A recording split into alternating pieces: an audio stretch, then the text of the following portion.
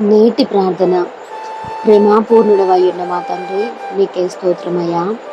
యాకోబు వంశస్థులను విమోచించువాడా, మమ్మను కూడా మీరు విమోచించుచున్నందుకు నీకే స్తోత్రాలు తండ్రి.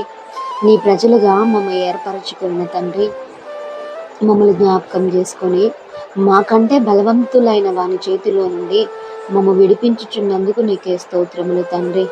అయ్యా, మరలా నీ సన్నిధిలో మేము ఆనందించులాగున, నీ సన్నిధిలో ఉత్సాహధ్వని చేయులాగున, నీ ఉపకారములను బట్టి, నువ్వు చేసి ప్రతి మేలును బట్టి నిన్ను స్తుతించులాగున మా ఎడల మీరు కనికరము చూపుతున్నందుకు నీకే స్తోత్రం.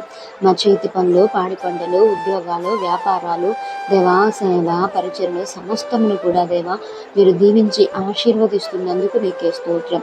అయ్యా, ఎన్నటెన్నటికీ కృషించగా నీరు పారు తోట వలె మమ్మ స్థిరపరచమని యేసు నామములో అడుగుచున్నాము తండ్రి. ఆమేన్.